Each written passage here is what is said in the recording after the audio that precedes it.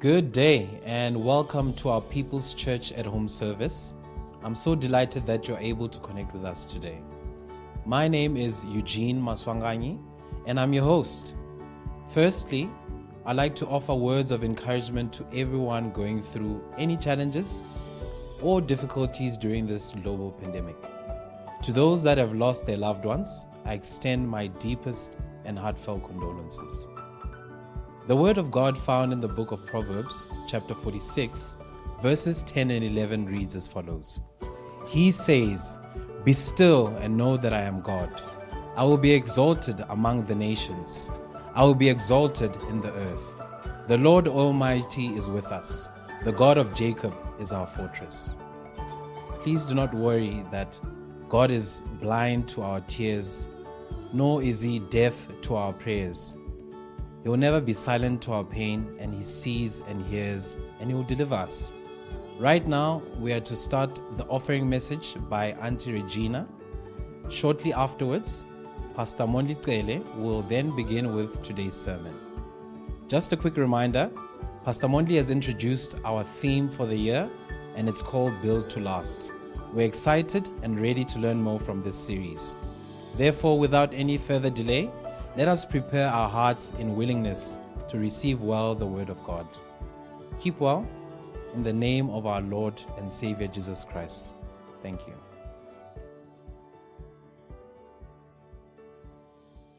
Good morning, family. I trust that God Almighty has been keeping you safe. Even if you are lying in hospital or you have a loved one that is sick, but we believe that God is the Lord of everything. The offering message this morning is just an encouragement to all of us. As I was reading the Bible in 1 year, the words from Exodus chapter 3 verse 4 to 17 really encouraged me. I hope you too will be encouraged. When the Lord saw that he had gone over to look, God called him from within the bush, "Moses, Moses." And Moses said, "Here I am." Then he said, "I am the God of your father, the God of Abraham, the God of Isaac, and the God of Jacob." At this, Moses hid his face because he was afraid to look at God. The Lord said, "I have indeed seen the misery of my people in Egypt. I have heard them crying out because of their slave drivers, and I am concerned about their suffering."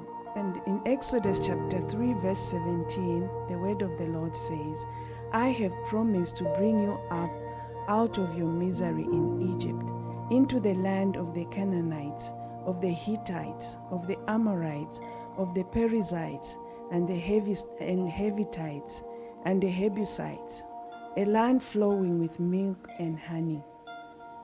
What is most encouraging from these verses is that the first thing is that our God stays the same throughout the ages.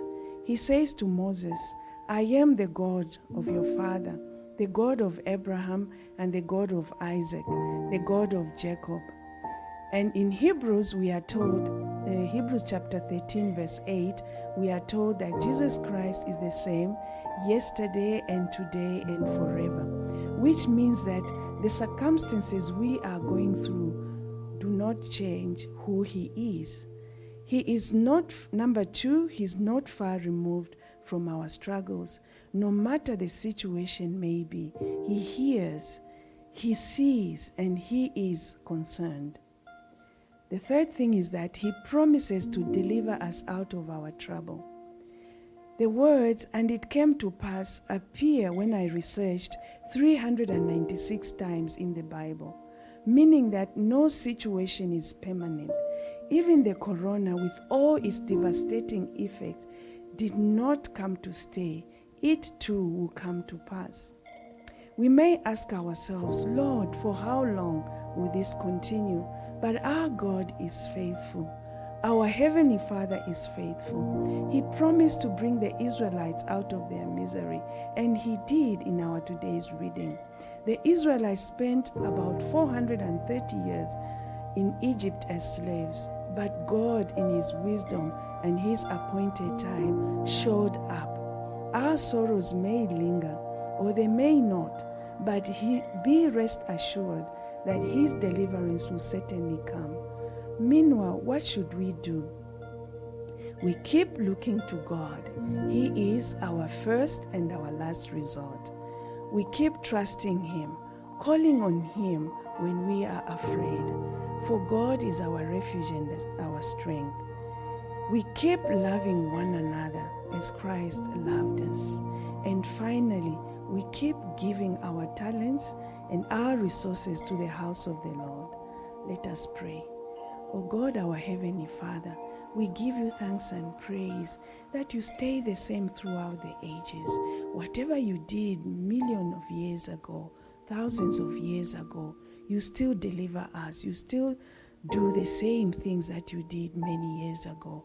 Father God, we honor you and we glorify you that you care for us, that you see us, oh God. You see us, Lord, in our afflictions, that, Lord, you hear us when we pray to you. Lord, that you are concerned about us and that you promise that you deliver us even in our circumstances right now. Even as we prepare to give, mighty God, we just want to ask you to bless our tithes and our offering. We ask all this through our Lord Jesus Christ. Amen.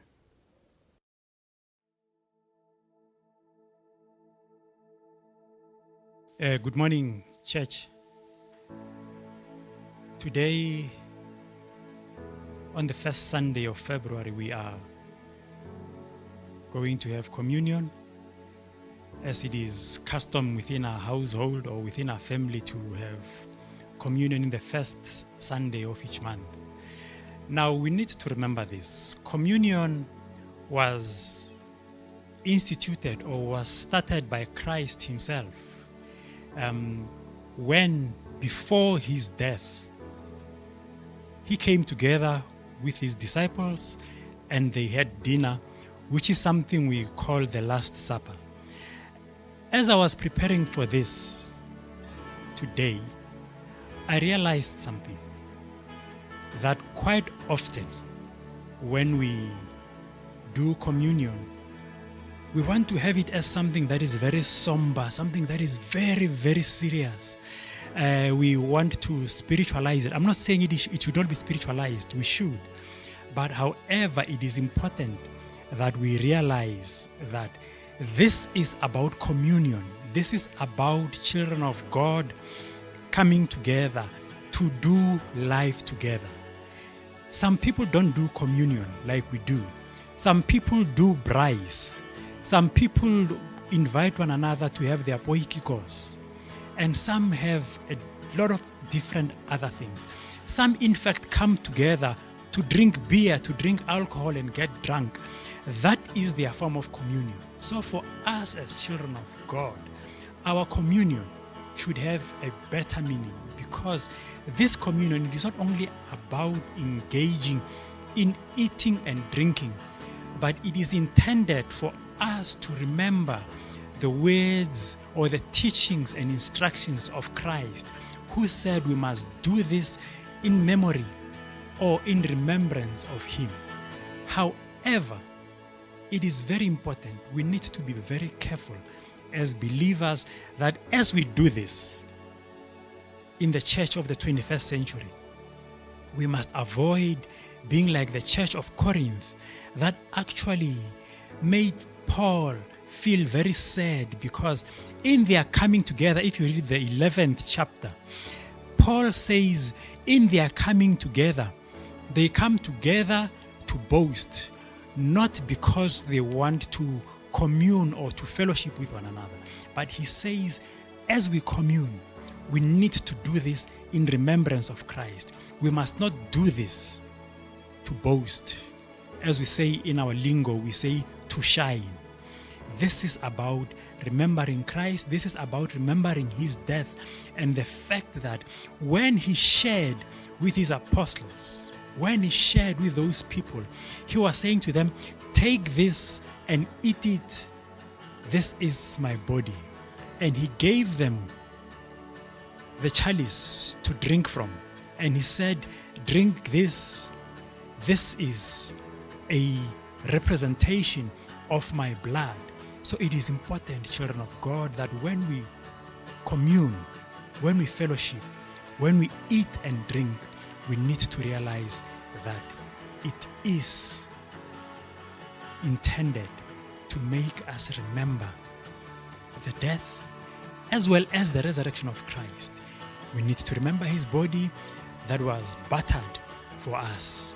We need to remember his blood that was shed for us for the forgiveness of our sins.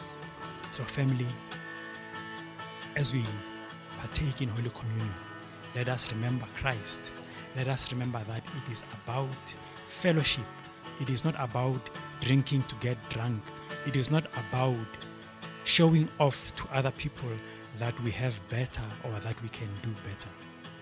The Lord bless you and the Lord keep you. And may the Lord open our eyes so that we understand what true communion, what true remembrance of Christ is. God bless you.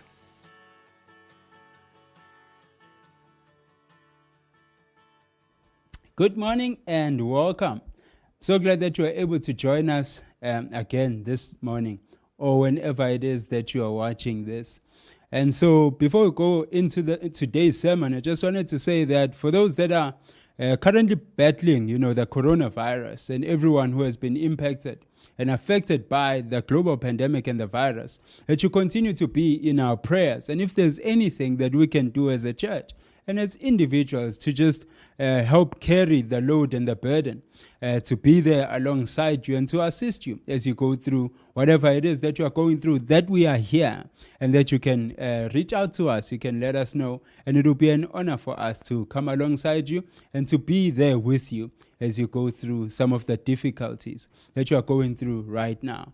And today, I just wanted to spend some time to unpack a little bit of the theme that we communicated during the week of fasting and prayer.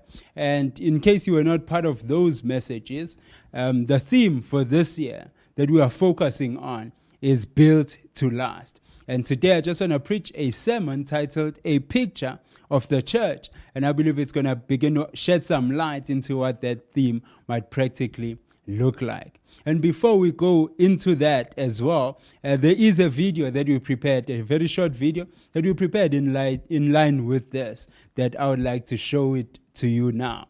And so let us watch that video.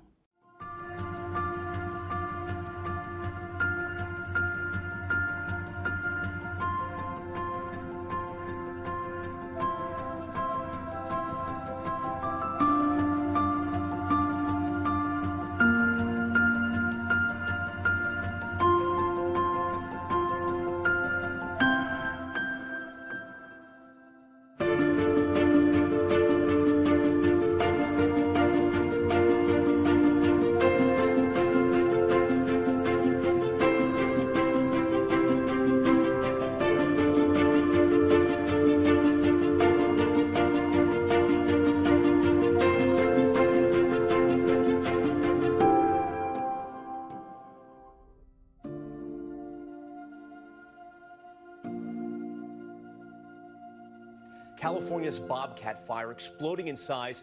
Firefighters desperately working to save homes from the Bobcat fire near Los Angeles. The ring of fire around Sydney is as angry and as frightening as we've seen. Over 2 million acres have burned here in California.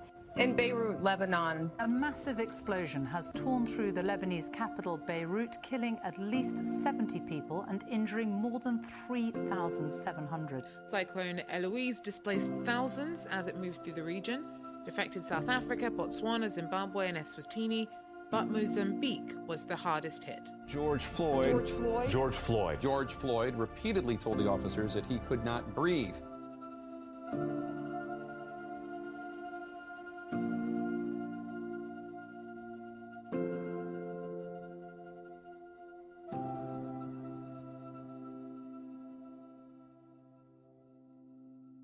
So If your eyes are open to what is happening in the world, I think you will agree with me that the world is troubled on every side. And I believe that is why the world right now needs a church that is built to last, a church that is going to be there for the long run. And that is my focus for today. And if you turn your Bibles with me to Matthew chapter 16, from verses 13 to verse 20, that is a very interesting portion of scripture that we're going to try and unpack this morning. And this is what it says, Matthew 16, verse 13. Now, when Jesus came into the district of Caesarea Philippi, he asked his disciples, "Who do people say the Son of Man is?" And they said, "Some say John the Baptist, others say Elijah, and still others Jeremiah, or one of the prophets." And he said to them, "But who do you say that I am?" Simon Peter replied, "You are the Christ, the Son of the living God." And let me just pause right here and say a few things. This question that Jesus asked the disciples when he turned to them and he said, "Who do you say that I am?" I believe is the one question that is standing in front of each and every person who is alive. It's a question that demands an answer. And I don't think there is any other question in life that has more consequences than this one. Each person, think about it, each and every person who's alive today and each and every person who will live after us will have to, at some point in their lives, be confronted with this question and respond to it. Who is Jesus Christ to you? Who do you say that the Son of Man is? Is he just a good moral teacher, or is he something more? If he is the Christ, as Peter says, then you have to obey him as both Lord and King of your life. If he is just a good person who had nice sayings, who lived and died some time ago, then you can ignore him, or you can do whatever you want with him. But if what Peter said here is true, then this changes everything. Listen to how C.S. Lewis once put this same thing. He said, "I'm trying here to prevent anyone from saying the really foolish thing that people often say about Jesus. I'm ready to accept Jesus as a great moral teacher, but I don't accept his claim to be God. That is one thing we must not say. A man who was merely a man and said the sorts of things that Jesus said would not be a great moral teacher. He would either be a lunatic on the level with the man who says he's a poached egg, or else he would be the devil of hell himself. You must make your choice. Either this man was and is the Son of God, or else a madman, or something worse. You can shut him up for a fool. You can spit at him and kill him as a demon, or you can fall at his feet and call him Lord and God. But let us not come with any patronizing nonsense about his being a great human teacher. He has not left that open to us. He did not intend to." And this, C.S. Lewis is very passionate about this. You can hear from the language that he uses, but it is that clear. Who is he to you? And that is a question that each and every person alive needs to answer. And the answer to that question has ramifications in terms of the life that you will live, has consequences in your life. If he is indeed the Son of the living God, if he is God in the flesh, then we must bow down to him. Then we must believe in him. Then we must give our lives over to him and live the kind of lives that he wants us to live. Or if he is not, the person that he said that he is, then he must be the devil of hell himself, or he must be a crazy man. But we can't just say he was a good person, he was a nice person, he was a good moral teacher. And that's what he says. And so I hope that you will, or you have already answered this question for yourself in your own life. And if you haven't, I hope that you take the moment and really seriously think about it, because this is a question that simply demands an answer. Each and every person has to answer this question for themselves. And it continues in Matthew 16 to say, "And Jesus answered him So Jesus turned to Peter and he answered him. He said, "Blessed are you, Simon Bar-Jonah," which means son of John. "For flesh and blood has not revealed this to you, but my Father who is in heaven. And I tell you, you are Peter, and on this rock I will build my church, and the gates of hell shall not prevail against it. I will give you the keys of the kingdom of heaven, and whatever you bind on earth shall be bound in heaven, and whatever you loose on earth shall be loosed in heaven." Then he strictly charged the disciples to tell no one that he was the Christ. And so to say that there's a lot that is happening in this passage of scripture would be a major understatement. There is a lot, serious amount of stuff that is happening here. And I will not go into many of the controversial beliefs and some of the long-standing discussions and arguments that have taken place over the centuries on this passage of scripture alone. I will not focus on all of those things today because I simply do not have that time. But I will focus on what I believe is clear and what we can all agree about when it comes to this passage of scripture. Maybe one day we will get the time to unpack it, to get into each and everything that is going on. But I believe this is the part that is clear, that Jesus said, "I will build my church, and the gates of hell shall not prevail against it." And that is what I'm going to be focusing on for the rest of the time that we have here today. That Jesus said he's going to build his church. I think we can all agree on that. He is the one who builds this church. And so we're going to take a moment to just look at what that means. And the first thing is to look at that statement, "I will build my church." And the first thing we can know about that is that Jesus is the one who builds his church. That is clear. That is the fact of the matter, is that Jesus Christ is the one who actually builds his church. And the apostles and the priests and the pastors and all of those kind of people, they come alongside the Lord Jesus Christ and come to partner with him in what he is doing, to be a part of that building of the church. But it is Jesus Christ who is building his church. And make no mistake, we do not come alongside the Lord Jesus Christ because he needs our help in building the church. He does not need our help. We come alongside because he has decided to invite us to be a part of what he is doing. Such an honor and a privilege on our part to be involved in what the Lord Jesus Christ is doing in the building of his church. But at the end of the day, make no mistake, it is the Lord Jesus Christ who builds his church. And it matters incredibly how we handle, how we deal with the church of the Lord Jesus Christ. It matters because the church is the body of Christ and he loves the church very much. I don't think that is an understatement. I don't think we can overstate that fact. The Lord Jesus loves his church very much. In fact, he laid down his life for his church. And if you read in Acts chapter 20, verse 28, this is when Paul is speaking to the elders in Ephesus and he is charging them. And this is what he says. He says, "Pay careful attention to yourselves and to all the flock in which the Holy Spirit has made you overseers, to care for the church of God, which he obtained with his own blood."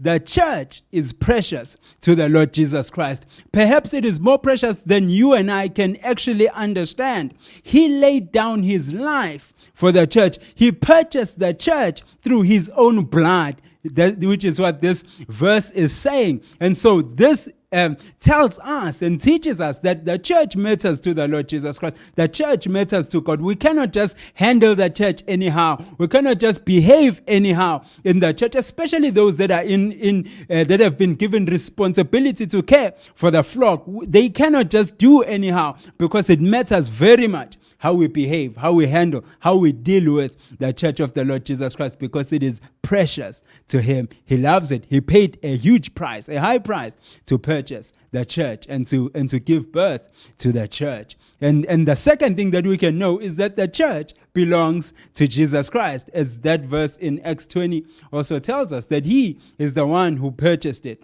He brought it, through his own blood, through the shedding of his own blood. The church belongs to the Lord Jesus Christ, and he is the one who builds the church. The second thing that the Lord Jesus says is that, and the gates of hell shall not be able to prevail against it. This is just one of those things that there's been lots of arguments and discussions over the centuries about what does the Lord Jesus actually mean here. But I'll just focus on what I think is clear, on what I think we can all agree. And the first thing is that Jesus prophesied the church. Just think about that for a moment, that the Lord Jesus Christ himself, God prophesied the church. He prophesied us. And this thing that we are all a part of, he actually prophesied it even before it took place. And the one thing that is very important, there's an important distinction that we need to make based on where we are in history and in our culture and our understanding of this thing that Jesus said he was going to build. And so the distinction that we need to make is I just first need to show you some pictures and ask you some questions. On this picture, what is this a picture of? What is this a picture of? If you said that this is a picture of the church, I wouldn't blame you. It's something that I would have said not so long ago as well. But that is actually incorrect. That is wrong. This is not a picture of the church. This is the picture of the church. The church that Jesus was talking about is the whole worldwide body of Christ, which is a community of born-again believers and followers of the Lord Jesus Christ. The church is people, and it is not buildings. The church is not a day in the week. The church is not a time in a day, from this time to that time we have church. That is not the church. The church is the people of God assembled for a common purpose. This is just a picture of buildings belonging to a church, but this is not the church. The church is the people, the followers of the Lord Jesus Christ, born again believers of the Lord Jesus Christ. And this is why it is actually also not accurate or not correct to say that the church is closed right now, or even to ask the question, when will the church open? Why? Because the church never closes. The church buildings are the ones that open and close. But the church of the Lord Jesus Christ, it never closes. This is not just a technicality. This is a very important distinction that we need to make so that we can have an accurate understanding of what Jesus is saying here when he says, I will build my church. He's not talking about building buildings. He's not talking about sanctuaries and cathedrals and all of those kind of things. He's talking about the spiritual temple, the one that God dwells in through his Holy Spirit, which is the people of God, the believers and the followers and the born-again believers of the Lord Jesus Christ. And so, while having said all of that, it is true that the church has had to look a little bit differently now than it used to before. We have had to make some adjustments to our normal weekly gatherings and programs. Why? In order so that we may be more relevant to the times that we are living in. It's just a practicality and a necessity because of the pandemic that we are living in. But I can assure you that the church of the Lord Jesus Christ is alive and well. The church of the Lord Jesus Christ is growing and spreading and thriving even during these times. Does the church look a little bit differently now? Of course it does. Yes. But is the church on the brink of extinction? By no means. Absolutely not. Nothing could be further from the truth. The church is well and healthy and alive. And when Jesus said he will build his church, I can assure you that he did not have something like this in mind. Neither did his disciples and those that were listening to him at the time. I believe when Jesus said, I will build my church, he had something more like this in mind. If you go to Acts chapter 2, verses 44 to 47, I like this portion because for me, it's almost like a snapshot of the church that Jesus said he is going to build, the church that Jesus shed his blood for, the church that he purchased with his own life. I believe this is just a snapshot of that kind of church. If you read Acts chapter 2, verse 44 to 47, it says, "And all who believed were together and had all things in common. And they were selling their possessions and belongings and distributing the proceeds to all as any had need. And day by day, attending the temple together and breaking bread in their homes, they received their food with glad and generous hearts, praising God and having favor with all the people. And the Lord added to their number day by day those who were being saved." This is the snapshot. This is the vision. This is the church that Jesus Christ prophesied. This, the church of Jesus Christ, is a community of believers bound together by their common purpose and fueled by the love of God within them for one another. The church of the Lord Jesus Christ is a community which transcends all barriers. It transcends racial lines. It transcends ethnic lines, economic lines, and any other line that you can think of that divides us. It transcends all of those things. It is a community so radically different to everything around it that it feels like an oasis in the middle of a desert. It is a breath of fresh air in a world so polluted by sin and every form of evil. It is a piece of heaven on earth. It is a community filled with people who love one another with a love that is not from this world. That is the church that the Lord Jesus Christ said, "I will build my church." That's the church that I believe he had in mind. That's the church that he wants us to become.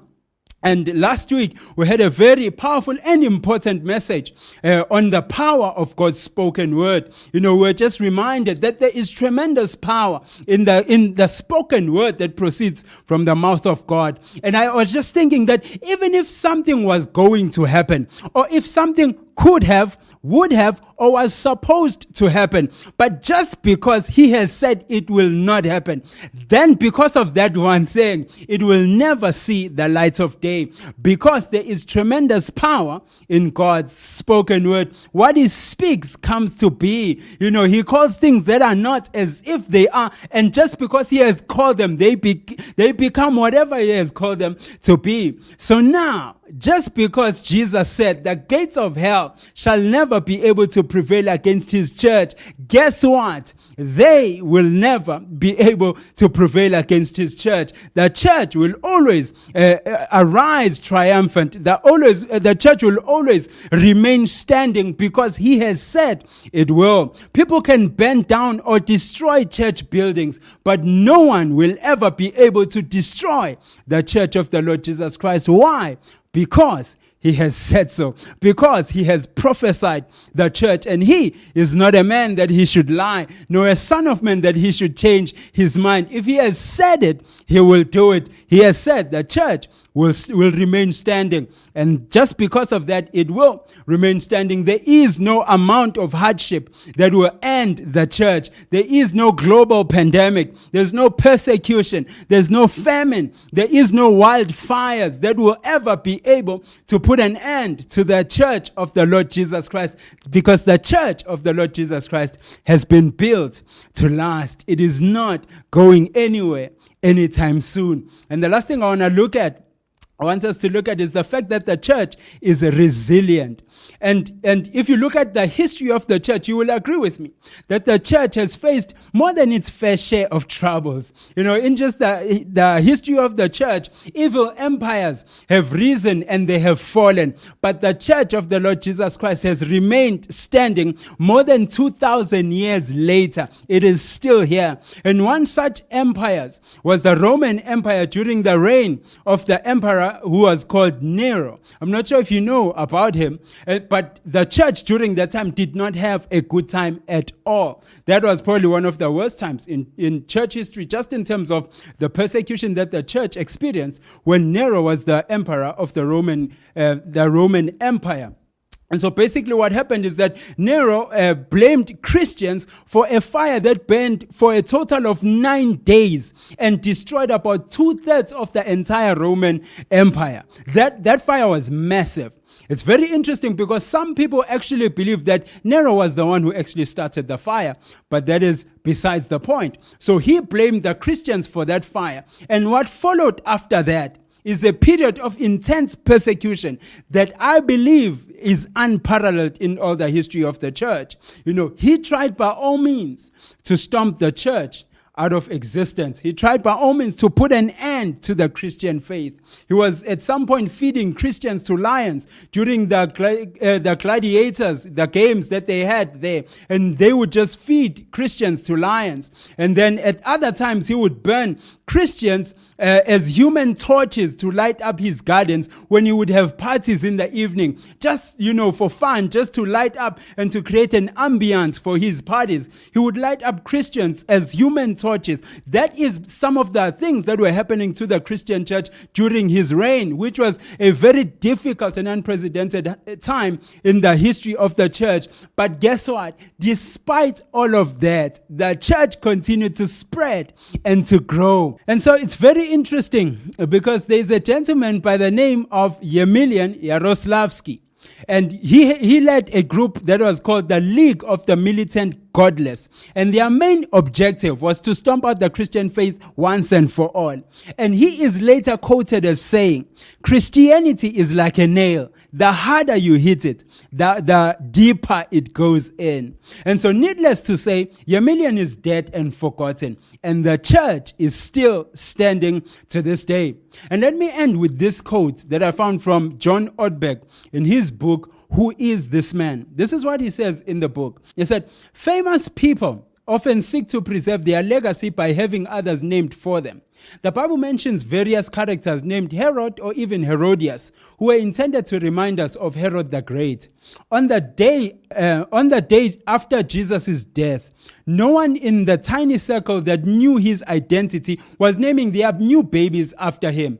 But today, the names of Caesar and even Nero are used, if at all, for pizza parlors, dogs, and casinos, while the names in Jesus' book live on and on.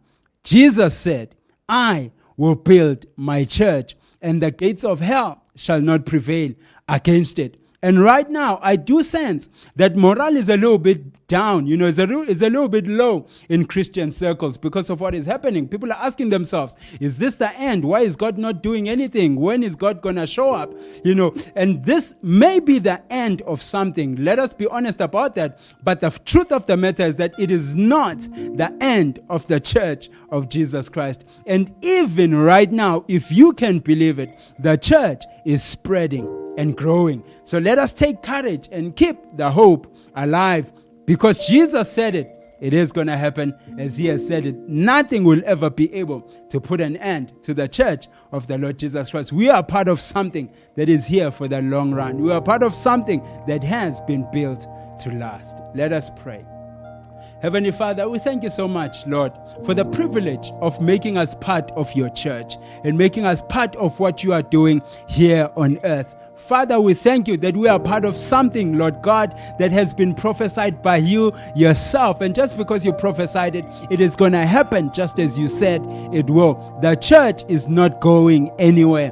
The church is going to outlast everything in all of creation. Nothing is going to be able to put an end to your church. And it is such an honor and a privilege to be a part of that and to be a part of what you are doing. We thank you, Lord God, that even right now, even though we may not see it, that you are at work in the world, that your church is growing, that your church is spreading, that your church is changing the world from the inside out, that your church is that salt that you sprinkled into the whole world so that you can preserve the world, so that you can change the world, so that you can bring out the flavors that you have put in the world. The church is effective. The church is alive.